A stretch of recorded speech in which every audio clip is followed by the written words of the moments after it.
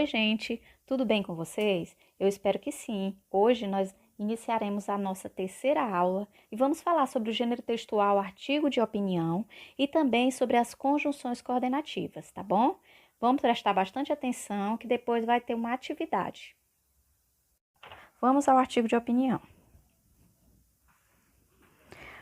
Gente, o artigo de opinião ele é um texto onde o autor expõe seu posicionamento sobre um determinado tema de interesse público. Portanto, a gente diz que ele é um texto dissertativo, né, que traz argumentos sobre o assunto abordado. E o escritor de um artigo de opinião, além dele mostrar qual é o ponto de vista dele a respeito daquele assunto, ele deve sustentar esse ponto de vista dele por meio de argumentos coerentes. As ideias defendidas em um artigo de opinião são de responsabilidade do autor e, por isso, o mesmo deve ter cuidado com a autenticidade dos elementos apresentados, além de assinar o texto no final. Ou seja, o texto ele deve apresentar o assunto e trazer, ao mesmo tempo, a garantia de que os fatos que estão sendo apresentados e defendidos, eles são reais, eles são verdadeiros. E onde a gente pode encontrar um artigo de opinião? Os artigos de opinião, eles são encontrados em jornais, em revistas, em TVs, rádios. Características. Uso da argumentação e persuasão, né? Porque o autor, ele precisa usar argumentos capazes de convencer o leitor de que o posicionamento defendido é o correto. Textos escritos em primeira e terceira pessoa, porque ele tem a opção, né? Ele pode colocar a primeira pessoa, né? O eu, ou ele pode ser um pouco mais informal, utilizando a terceira pessoa. Textos normalmente assinados pelo autor, né? Linguagem simples, objetiva e subjetiva. Lembrando que essa linguagem ela é simples, mas é uma linguagem que respeita as normas da língua, né? A norma padrão. Temas da atualidade, né? Porque todo e qualquer artigo de opinião, ele é sempre feito com assuntos que instigam discussão. Tem que ser um assunto atual, um assunto polêmico, né? Que gere divergência de opinião. Títulos polêmicos também, né? Provocativos, porque como ele é um texto persuasivo que vai tentar te convencer de que aquela posição é a correta, esse texto ele já tem que atrair a atenção do leitor, trazer ele para o que está sendo falado. E o uso de verbos no presente e no imperativo, né? Porque está sendo falado de algo atual, de algo novo. Então, não vai se usar o verbo no passado. Usa o presente e o modo imperativo. Estrutura. Grande parte dos artigos de opinião segue uma estrutura básica que é dividida em introdução, desenvolvimento e conclusão. Introdução. A introdução ela vem logo no primeiro parágrafo do texto, é onde o autor faz a apresentação do tema que será visto no corpo do texto. É na introdução, pessoal, que nós vemos a tese. E o que é a tese? É onde o autor já mostra o seu posicionamento, a sua opinião sobre o assunto. Então, lá no comecinho, nós já percebemos qual é a opinião que ele vai defender depois.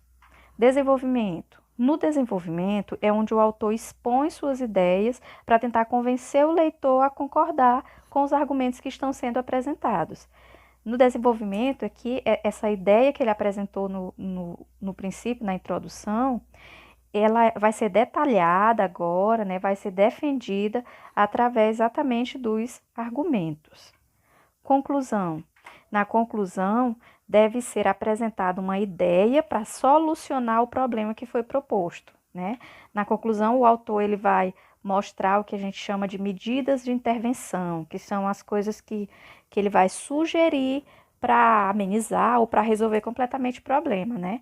Aqui ele atribui, por exemplo, ao governo, né, a algum representante, a um grupo da população, a responsabilidade de fazer alguma coisa. E aí ele vai dizer o que vai ser feito e por quem vai ser feito. Todo artigo de opinião, né, como já foi falado, tem o fato e tem a opinião. E aí vamos ver qual é a diferença entre fato e opinião. O fato é aquilo que aconteceu ou que está para acontecer. É algo que é do conhecimento de todos. E eles são geralmente submetidos à prova, ou seja, quando eu vou apresentar um fato, na maioria das vezes eu trago números, documentos, registros para provar, né, a legitimidade do que eu estou falando.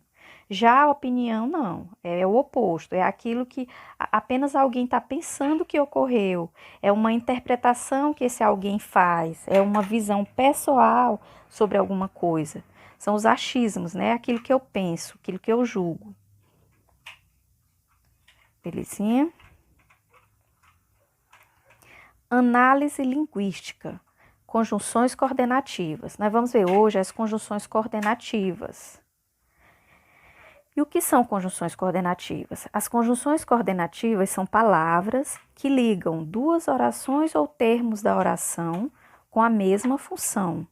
Elas ligam orações independentes entre si, estabelecendo entre elas uma relação de coordenação.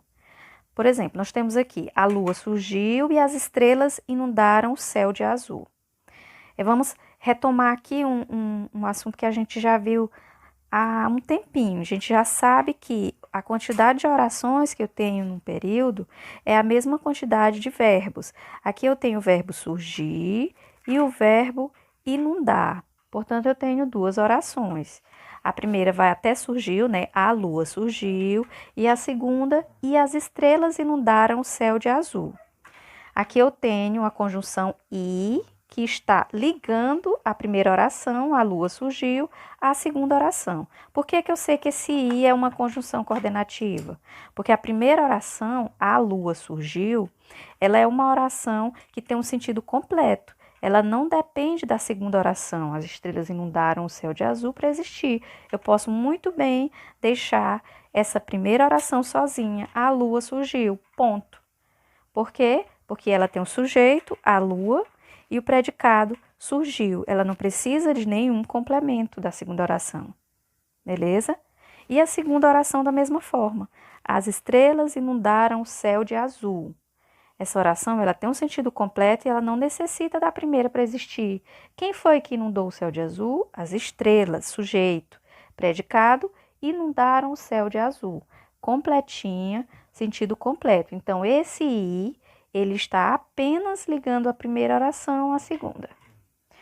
Classificação das conjunções coordenativas. Pessoal, a gente tem aqui 5 conjunções coordenativas que nós já conhecemos. Vamos só fazer uma revisão. As aditivas, adversativas, alternativas, conclusivas e explicativas. As conjunções aditivas são aquelas que exprimem ideia de adição e de soma, né? Elas vão expressar essa ideia de adição, de soma. Eu tenho algumas aqui que foram selecionadas porque são as mais empregadas nas nossas atividades, no nosso dia a dia.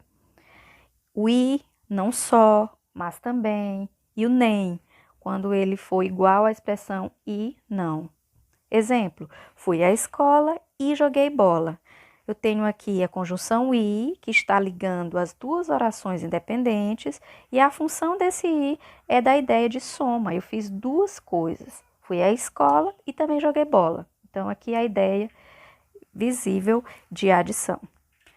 Adversativas. O que são as conjunções adversativas? São aquelas que exprimem ideia de contraste, de oposição. Sempre que eu tiver uma conjunção adversativa, eu vou perceber que eu tenho a primeira ideia, que normalmente necessitava de uma ação, mas que vem com uma ação contrária a ela.